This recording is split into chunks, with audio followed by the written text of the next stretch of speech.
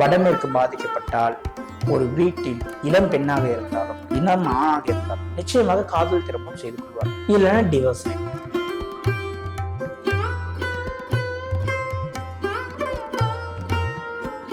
அப்ப இழந்த பணத்தை மீட்க வேண்டும் என்றால் உங்கள் வீட்டில் முதலில் வடமேற்கு பாதிக்கப்படக்கூடாது. மீறி பாதிக்கப்பட்டு இருந்தால் இழந்த பணம் இழந்ததாகவே இருக்கும், நீங்கள் பெற முடியாது.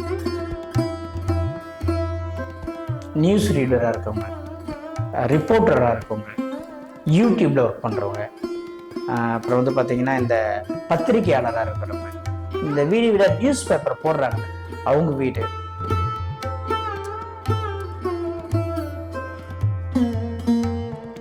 யாரெல்லாம் கோடிக்கணக்கில் பணம் இழந்துள்ளார்களோ அவங்க வீட்டில் வடமேற்கில் மட்டும்தான் படிக்கட்டும். இதுதான் நீங்க நல்லா நோட் பண்ணிக்கணும். வடமேற்கில் படிக்கட்டு இருந்தால் கோடிக்கணக்கில் பண இழப்பு.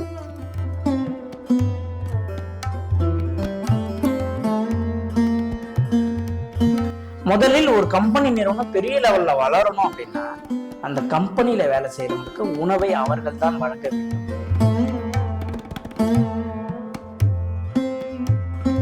இது பெரிய பெரிய கம்பெனிகள் இல்லை, பெரிய பெரிய ஓனர்ஷிப்களுக்கு தெரிஞ்ச ஒரு விஷயம். இது மிகப்பெரிய வெற்றியை தரக்கூடிய ஒரு விஷயம்.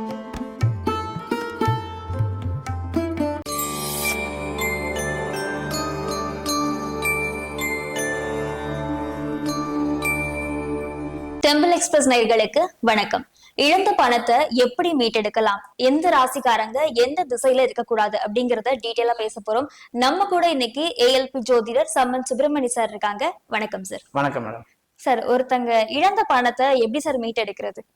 இழந்த பணத்தை எப்படி மீட்டெடுக்கிறது? இன்னைக்கு கூட நான் ஒரு ஆர்எஸ்கோ பார்த்தேன். சரி. பணம் திரும்ப வராதுன்னு சொல்லி அனுப்பிச்சிட்டேன். ஏன்னா நம்ம வரும்னு சொல்லி அவங்களை அனுப்பிச்சு அவர்கள் அதை வந்து பெருசா ஜோதிடர் சொல்லிட்டாரு 3 மாசத்துல வந்துடும் நினைச்சு ஒரு 3 மாச காலங்கள் எதிர்பார்க்கக்கூடிய வாழ்வாங்க. இல்லை என்றதை இன்றே தெரிந்து கொண்டால் அதுக்கப்புறம் அந்த 3 மாச காலகட்டத்துல வேற எதனா ஒரு வேலை செஞ்சு அடுத்த கட்டத்துக்கு மூவ் ஆவாங்க. ஸோ அதனால நம்ம என்னைக்குமே ஒரு விஷயத்தை தெளிவாக புரிந்து கொள்ள வேண்டும். இழந்த பணம் அப்படின்னு வரும்போது முதல்ல யார் பணத்தை இழப்பாங்கன்னு ஒரு கேள்விக்குறி. எந்த ராசிக்காரங்கள்லாம் பணத்தை, இப்போ மேஷ ராசிக்காரங்க இருக்காங்க, ஒரு 10 கோடி பேர் இருக்காங்கன்னு வச்சுக்கோங்களேன். மேஷ ராசிக்காரங்கள 10 கோடி பேரும் இழந்திருப்பாங்களா? கிடையாது.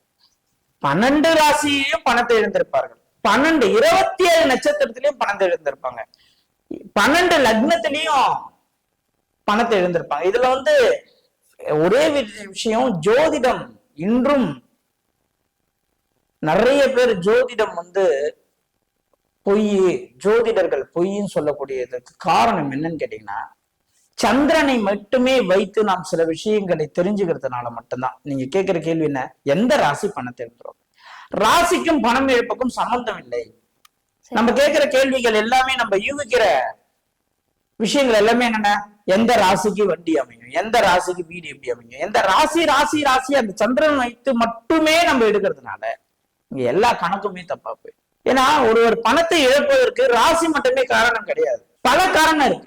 ஆனா நாம் நினைத்துக் கொள்வது என்னன்னா ராசி மட்டுமே அப்படின்னு நம்ம நினைச்சுக்கிறோம். அப்படி கிடையாது. முதலில் அந்த ராசி மட்டுமே காரணம் என்பதே ஒரு தவறு தான். முதல்ல மக்கள் அனைவருமே அதை தெரிஞ்சுக்கணும். இப்போ உதாரணத்துக்கு ஒண்ணு சொல்றோம், ஒரு மேஷ ராசி ஒரு பரணி நட்சத்திரத்தில் ஒருத்தர் பணத்தை இழக்கிறார் அப்படின்னா இப்ப எல்லா பரணி நட்சத்திரம் இழக்கணும்ல, ஏன் இழக்கல? அப்போ இப்போ ஒருத்தர் ஒரே வருஷம் 1982 2 பேர் பிறந்திருக்காங்க. ஒரே மாதிரி கிரக அமைப்புகள் தான் இருக்கும், நட்சத்திரம் மாறும், லக்னம் மாறும், ஆனா வாழ்க்கையில நிறைய மாற்றம் இருக்கும்.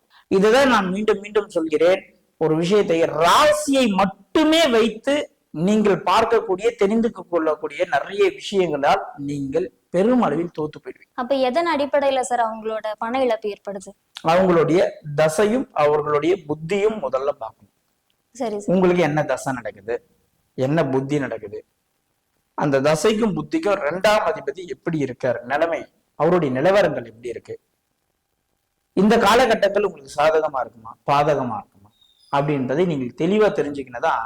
இந்த முதலீடு என்பது 12ஆம் இடம் ஜோதிடத்துல. இந்த 12ஆம் இடத்திலே ஒருத்தருக்கு மாந்தி இருக்கு அப்படின்னா நிச்சயமா அவரு 100% பணத்தை முதலீடு செஞ்சு எழுந்துருவார். அவர் எந்த ராசியா இருந்தா என்னன்னு கேக்குறேன் நான். ஒருத்தர் மீன ராசி, மீன லக்னம், கும்பத்துல மாந்தின்னு வச்சுக்கோங்களேன், பணத்தை இழந்துருவாரு. மேஷ லக்னம், ரிஷபராசி, 12ல மாந்தி, மீனத்துல மாந்தினா பணத்தை இழந்துருவார். அப்போ இங்க நீங்கள் பார்க்கக்கூடிய விஷயம் முதலீடை இழப்பார் அப்படின்னா முதலீடு என்பது 12ஆம் இடம். அப்ப அந்த 12ஆம் அதிபதியை கெட்டு விட்டார், 12ஆம் அதிபதியே நல்லா இல்லை அப்படின்னா அவர் முதலீடு செய்யற பணத்தை இழப்பார். அவருக்கு ராசிக்கும் பண இழப்புக்கும் சம்பந்தம் இல்லை. உங்களுடைய லக்னம் என்னவோ அந்த லக்னத்திற்கு 12ஆம் இடத்தில் மாந்தி இருந்தாலோ இல்லை 12ஆம் அதிபதி கெட்டு விட்டாலோ உங்களுடைய பண இழப்பு உறுதி அப்படின்றத நீங்கள் தெளிவா புரிஞ்சுக்கணும். எப்பவுமே ஒரு ராசிக்கு பண இழப்பு என்பதை நீங்கள் முற்றிலும் மறந்து விடணும். நேர்கள் அனைவருமே மறந்துடும். லக்னம் தான் பெரிய எஃபெக்ட் ஏற்படுத்துது. ஆமா, லக்னம் எஃபெக்ட் ஏற்படுத்துதுன்னு ஒண்ணு. ரெண்டாவது லக்னத்துக்கு 12ஆம் இடம் தான் நம்ம முக்கியம். முதலீடு என்றால் 12ஆம் இடத்தை தான் பார்க்கணும். நீங்க ராசி மட்டுமே அடிப்படையா வச்சு இப்ப மீன ராசிக்கு பண இழப்பு ஏற்படுமா, மேஷ ராசிக்கு பண இழப்பு ஏற்படும் இப்படி என்பதை பார்க்கறதை குறைத்துக் கொள்ள வேண்டும்.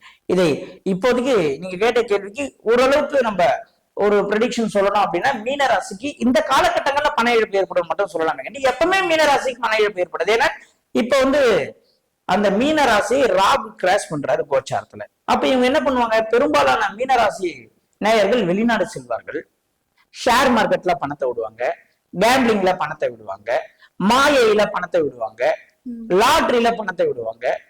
அப்போ இந்த ராகு கோச்சாரத்திலே சந்திரனை கடக்கக்கூடிய இந்த காலகட்டத்தில் மீனராசிக்கு பண இழப்பு உறுதி என்று சொல்லலாமே கண்டு எப்பவுமே மீனராசிக்கு பண இழப்பு நம்ம சொல்லக்கூடாது. நீங்க கேட்கிற கேள்வி என்னன்னா, எந்த ராசிக்கு பண இழப்பு ஏற்பட்டு கொண்டே இருக்கும்? எப்பெல்லாம் உங்களுடைய ஜென்ம சந்திரன் மீது, நீங்கள் பிறந்திருக்கும் ராசிநாதன் மீது, சந்திரன் மீது கோச்சாரத்திலே ராகு கிராஷ் பண்றாரோ அப்ப எல்லாம் பண இழப்பு இருக்கும். அந்த 1.5 வருட காலங்கள் மட்டும்தான். மற்றபடி உங்களுடைய தசாபுத்தி சரியில்லை என்றால் சந்திர தசையில ராகு புத்தி, ராகு தசையில சந்திர புத்தி நடப்பது பண இழப்பு ஏற்படும்.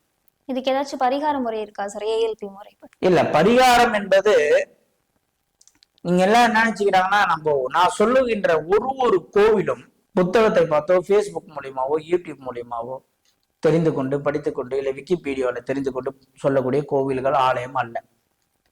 நான் ஸ்ட்ரைட்டா அந்த கோவிலுக்கு போவேன், அந்த கோவிலுடைய வரலாறை, அந்த கோவில்ல இருக்கக்கூடிய சிவாச்சாரியர்களோ பூசாரிகள்கிட்ட கேட்டு தெரிஞ்சுப்பேன்.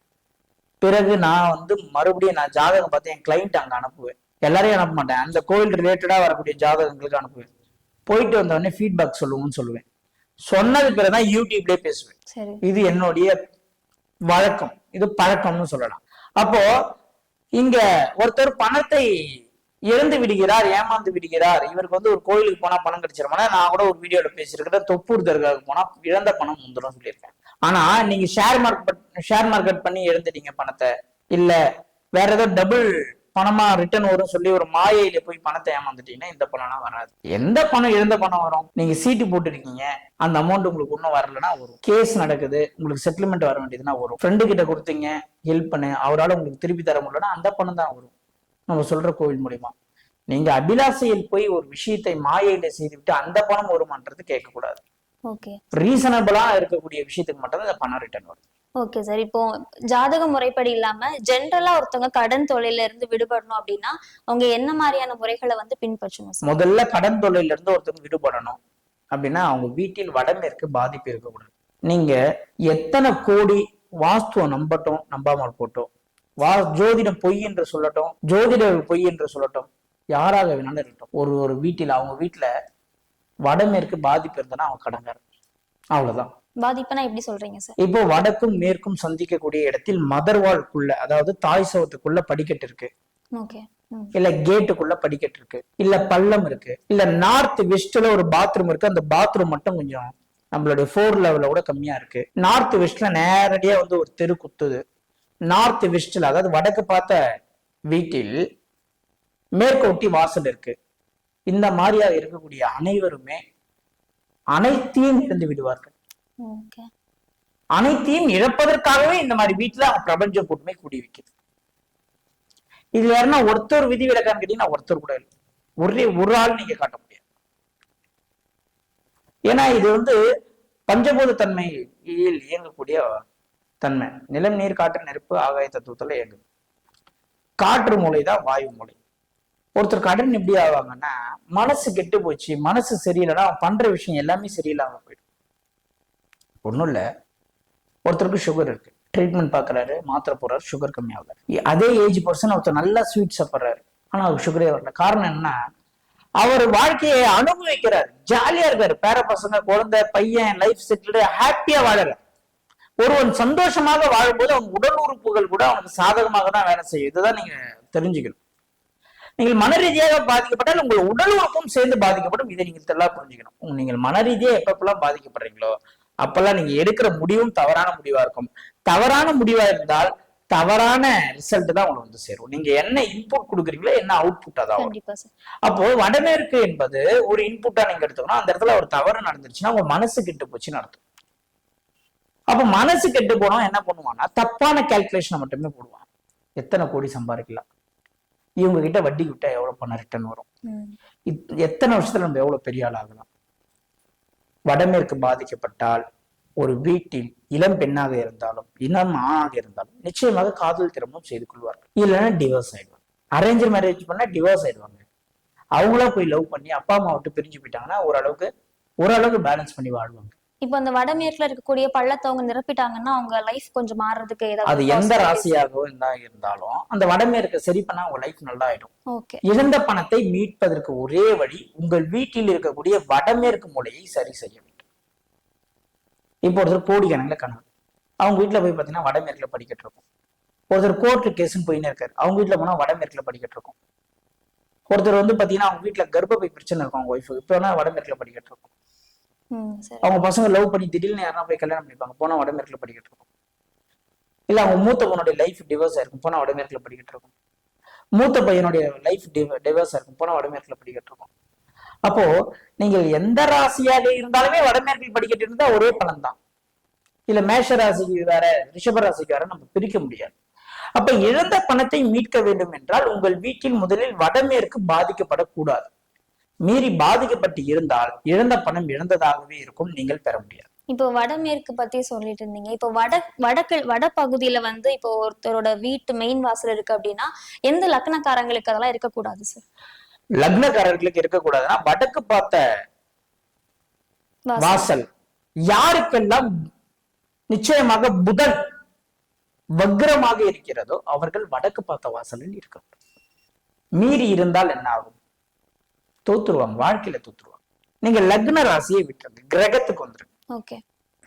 வடக்கு என்பது புதனை குறிக்கக்கூடிய ஒரு கிரகம். அந்த வடக்கு என குறிக்கக்கூடிய புதன் வக்ரமாகிவிட்டால் வடக்கு பார்த்த வாசல் உங்களுக்கு பலனை மாத்தி கொடுத்துரும். வக்ரம்னா ரிவர்ஸ். அதனால் வடக்கு பார்த்த வாசலில் இருப்பவர்கள் அனைவருமே புதன் சுபர்களோடு சேர்ந்தோ சுபர்களுடைய பார்வையிலோ இருப்பவர்களுக்கு மட்டும்தான் வடக்கு செட் ஆகும். புதன் கெட்டுவிட்டால் வடக்கில் இருக்கக்கூடாது. ஒருவேளை வடக்கில் அமைந்து விட்டது, அட்லீஸ்ட் குருவாச்சு நல்லா இருக்கும். குரு நல்லா இருந்தா நிச்சயமா வடக்கு சூப்பரா செட் ஆகும். இப்ப அவங்களால இடமாற்றி இருக்க முடியல, அந்த வீட்டை ஆல்டர் பண்ணவும் முடியல அப்படின்னா என்ன மாதிரியான பரிகாரங்கள் அவங்க செய்ய ஏதாவது பாசிபிலிட்டிஸ் இருக்கா? அதுல இருந்து நிவர்த்தி பண்ணிக்க சான்ஸ் இருக்கா சார்? இப்போ வந்து மேக்சிமம் நான் வாஸ்துக்கு வெளியூர் பயணம் செய்யக்கூடிய இடத்துல நிறைய பேருடைய மிஸ்டேக் என்னன்னா, தப்பு என்னன்னு தெரியும் ஆனா அதை உடனடியே செய்ய மாட்டாங்க. கேட்டா அதுக்கு பல காரணங்கள் சொல்லுவாங்க. அது என்ன காரணம்னா, அந்த பிரபஞ்சம் இன்னும் அவங்க கர்மா அனுபவிக்க வேண்டிய காலங்கள் எவ்வளவு நாள் இருக்கோ அது வரைக்கும் அந்த வீட்டை ஆல்ட்ரேஷன் செய்யக்கூடாது. இதுதான் உண்மையான விஷயம். ஆல்ட்ரேஷன் செஞ்சா வாழ்க்கை மாறும். நீங்க மீடியா துறையில இருக்கவங்க, நியூஸ் ரீடரா இருக்கவங்க, ரிப்போர்ட்டரா இருக்கவங்க, யூடியூப்ல ஒர்க் பண்றவங்க, அப்புறம் வந்து பாத்தீங்கன்னா இந்த பத்திரிகையாளராக இருக்கிறவங்க, இந்த வீடு நியூஸ் பேப்பர் போடுறாங்கல்ல அவங்க வீடு, அதுக்கப்புறம் பாத்தீங்கன்னா இந்த ஏஜென்ட்டுங்க, இந்த பாஸ்போர்ட் விசா ஏஜென்ட், இவங்க எல்லா இடத்துலையும் போய் செக் பண்ணி பாருங்க. எல்லா இடத்துலயும் வடமேற்குல படிக்கட்டு இருக்கும். இல்ல வடமேற்குல ஒரு பாத்ரூம் ஃப்ளோர் லெவலோட கம்மியா இருக்கும். இப்படி இருந்தா மட்டும்தான் இந்த துறையிலேயே இவங்க உள்ள கொண்டு வரும். யார் யார் வீட்டுல எல்லாம் பசங்க வெளிநாட்டுல இருக்காங்களோ அவங்க வீட்டுல எல்லாம் வடமேற்குல படிக்கட்டு இருக்கும். யார் யார் வீட்டுல எல்லாம் பசங்க லவ் மேரேஜ் பண்ணிக்கிட்டாங்க, அதர் கேஸ்ட் அதர் ரிலிஜன், அவங்க வீட்டுல வடமேற்குல படிக்கட்டு இருக்கும். யாரெல்லாம் கோடிக்கணக்கில் பணம் இழந்துள்ளார்களோ அவர்கள் வீட்டில் வடமேற்கில் மட்டும்தான் படிக்கட்டு இருக்கும். இதுதான் நீங்க நல்லா நோட் பண்ணிக்கணும். வடமேற்கில் படிக்கட்டு இருந்தால் கோடிக்கணக்கில் பண இழப்பு. இப்போ அதை ஆல்டர் பண்ணாம வேற எந்த வகையான சொல்யூஷனுமே கிடைக்காது இல்ல சார்? நீங்க என்ன கோயிலுக்கு போங்க, நான் நிறைய கோயிலை சொல்லுவேன். ஆனா இழந்த பணத்துக்கு வீட்டுல வடமேற்க படிக்கட்டை வச்சுட்டு நீங்க கோயிலுக்கு போறது வேஸ்ட். இது எப்படின்னா, உங்களுக்கு சுகர் இருக்குன்னு வச்சுக்கோங்க, நீங்க டெய்லி சுகர் மாத்திரை போடுறீங்க, ஆனா டெய்லி 1 கிலோ ஸ்வீட் சாப்பிடுறீங்க. இந்த கேள்விக்கு தான் பதில். இப்ப சுகர் குறையுமா, நான் தான் மாத்திரை போடுறேன் அப்படின்னா, நீங்க மாத்திரையே போட வேண்டாம், ஸ்வீட்டை நிப்பாட்டினா சுகர் குறைஞ்சிடும். நான் சொல்றேன், நீங்க கோயிலுக்கே போக வேணாம், பரிகாரமே பண்ண வேணாம், வீட்டுல படிக்கட்டை வச்சீங்கன்னா நீங்க தப்பிச்சிருவீங்கன்னு தான் நான் சொல்றேன். நீங்க எந்திரங்கள் வாங்கி வைங்க, ஒரு 48 நாள் பூஜை பண்ணுங்க. இதெல்லாம் எதை குறிக்கிறது என்றால், ஒரு மனிதன் தன்னுடைய பிசினஸ் மார்க்கெட்டிங் பண்றதுக்காகவோ இல்லைன்னா ஒரு விஷயத்தை தெளிவாக தெரிந்து கொள்ள வேண்டும். வீடு என்பது உயிர் உள்ள ஒரு பொருள். ஒரு மனிதனுக்கு எப்படி உயிர் இருக்கோ வீட்டுக்கு உயிர் இருக்கு. அந்த படிக்கட்டை இடிச்சா அமைச்சிடும், அவ்வளவுதான். தப்பான இடத்துல படிக்கட்டை அமைச்சுன்னா கோடிக்கணக்கில் பணம் போகுது. நீங்க சர்வே பண்ணி பாருங்க, கோடிக்கணக்கில் பணத்தை இழந்தவர்கள், லட்சக்கணக்கில் பணத்தை இழந்தவர்கள் வீட்டுல போய் பாருங்க, வடமேற்கு கட்டா இருக்கும், வடமேற்குல தெருக்குத்தரும், இல்ல வடக்கு பார்த்த வாசலா இருக்கும், மேற்கூட்டி வாசல் இருக்கும், வடமேற்குல படிக்கட்டு இருக்கும். வீட்டுல மட்டும்தான் கோடிக்கணக்கில் பணம். சரி, இப்ப நார்மலா ஒரு மிடில் கிளாஸ்ல இருக்கவங்களோ இல்ல அப்பர் மிடில் கிளாஸ்ல இருக்கவங்களோ ஒரு ஸ்டார்ட் அப் கம்பெனி ஏதாச்சும் ஒண்ணு ஆரம்பிக்கிறாங்க அப்படின்னா, அவங்க நெக்ஸ்ட் லெவலுக்கு போகணும்னா என்ன சார் பண்ணணும்? முதல் விஷயம், ஒரு வெற்றி தோல்வி என்பது எங்க இருந்து வருது ஒரு மனிதனுக்கு அப்படின்னா, நேர காலம், ஜாதகம், வாஸ்து இதெல்லாம் விட்டுறலாம், சைக்காலஜிக்குள்ள கொஞ்சம் வரணும். நான் முதலில் கற்றுக்கொண்டது சைக்காலஜி தான். 2013 ரகுநாதன் என்பவர் என்னை விட்டு இப்போ ஒரு 2 மாசம் ஆயிடுச்சு, அவர் பிரிந்து. ஒரு மீளா துயரம் கூட சொல்லலாம். அவர் எனக்கு கொடுத்ததான் விஷயம். சைக்காலஜி தான் ஒரு மனிதனுடைய வாழ்க்கையை முற்றிலும் தீர்மானிக்கும் என்பதுதான் அவருடைய கருத்து. ஒரு கம்பெனி ஒரு மேல் இடத்துல வரணும், ஒரு 10 பேருக்கு, இப்போ ராயல் என்ஃபீல்டு எடுத்துக்கணும், அசோக் லைலாண்ட் எடுத்துக்கணும், இவங்களும் எப்படி பெரிய அச்சீவ்மெண்ட் பண்ணாங்க அப்படின்னு முதல்ல ஒரு 10 பேர் வச்சு வழிநடத்துற கம்பெனி ஓனர் படிக்கணும், தெரிஞ்சுக்கணும். முதலில் ஒரு கம்பெனி நிறுவனம் பெரிய லெவல்ல வளரணும் அப்படின்னா, அந்த கம்பெனியில வேலை செய்யறவங்களுக்கு உணவை அவர்கள் தான் வழங்க வேண்டும். மதிய சாப்பாடு அந்த கம்பெனி தான் போடணும். எந்த கம்பெனி எல்லாம் தன் ஒர்க்கருக்கு மதிய சாப்பாடு போட்டுதான் அந்த கம்பெனி எல்லாமே நீங்க ஜெயிச்சிருச்சு, ஒண்ணு கூட மிஸ் ஆகல. சாப்பாடு போடுறதுல என்ன இருக்குன்னு கேட்கலாம், சாப்பாடு போட்டா வளர்ந்துருமான்னு கேட்கலாம். சாப்பாடு போட்டா ஒரு மரத்துக்கு தண்ணி ஊத்துனா எப்படி வளருமோ, அதே மாதிரி ஒரு கம்பெனி ஓனர் தன் ஒர்க்கர்ஸுக்கு மதிய லஞ்ச கொடுக்க கொடுக்க கொடுக்க கொடுக்க கொடுக்க அந்த கம்பெனி ஓனர் அபரித வளர்ச்சி அடைவார். இது எந்த நீங்க நிறுவனமா இருந்தாலும் 4 பேர்ல 2 பேர் கூட வேலை செய்யறாங்க ஒரு கம்பெனில. அந்த 2 பேருக்கு சாப்பாடு கட்டிட்டு வந்து அவர் வேலை செஞ்சாருன்னா அவர் தோத்துருவார். யாரு? கம்பெனி ஓனர் தோத்துருவார். அந்த மதிய லஞ்ச் மட்டும் இவங்க கொடுத்தாங்க அப்படின்னா இவங்க ஜெயிச்சிருவாங்க. இவங்க ஜெயிப்பது மட்டும் இல்லாத ஒர்க்கர்ஸும் சேர்த்து ஜெயிப்பாங்க. இது பெரிய பெரிய கம்பெனிகள் இல்ல, பெரிய பெரிய ஓனர்ஷிப்களுக்கு தெரிஞ்ச ஒரு விஷயம். இது மிகப்பெரிய வெற்றியை தரக்கூடிய ஒரு விஷயம். அவங்க சாப்பிடணும், இதுதான் இருக்கக்கூடிய உண்மை.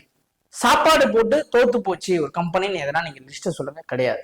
சில பேர் சொல்லுவாங்க, நாங்க போட்டோங்க, எங்க ஒர்க்கர்ஸ் எல்லாம் எங்களை ஏமாத்திட்டாங்க, கிடையாது. அதெல்லாம் சும்மா, அதாவது சில பேர் சொல்லணும் பேசணுன்றதுக்காக என்ன வேணாலும் பேசுவாங்க, அதெல்லாம் அப்படிலாம் கிடையாது.